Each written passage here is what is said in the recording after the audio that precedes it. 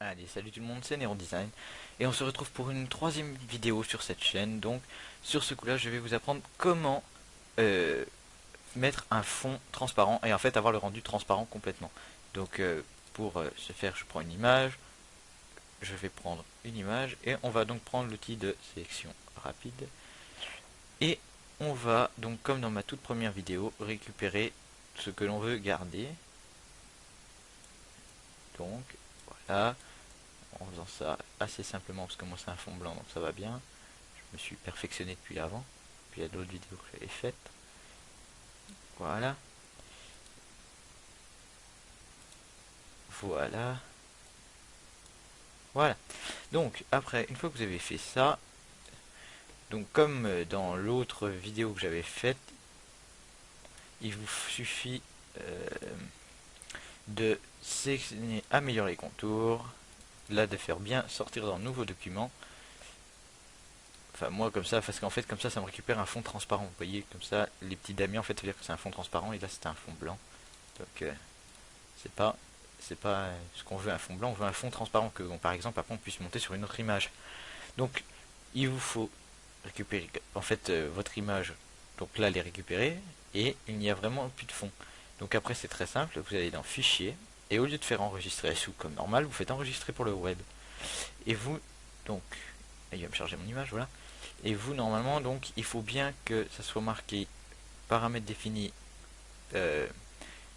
PNG 24. Ici c'est pareil. Et vous mettez bien transparent. Parce que sinon en fait il va vous laisser le fond blanc.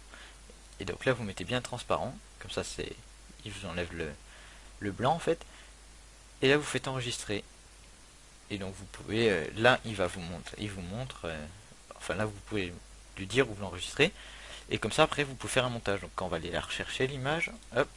Donc l'image.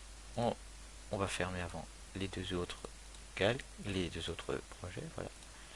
Donc voilà, on a complètement un fond bien blanc complètement.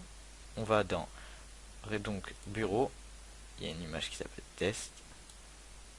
Je ne sais pas où je l'ai mise, ici, voilà. Et vous avez donc votre image. Vous allez simplement, donc maintenant vous pouvez simplement voir que il y a bien un fond. Et donc après si par exemple on fait ouvrir et puis on va aller dans, on va aller chercher un fond. On va aller par exemple prendre, je sais pas n'importe quoi. Hein, on peut le mettre, on peut vraiment le mettre en transparent. Donc, je vais prendre, oh, je l'ai vu celui que je voulais. Allez, hop, on va prendre celui-ci. On voit ces fonds-là. On prend cette image, on la glisse dessus. Voilà, CTRL T pour recadrer.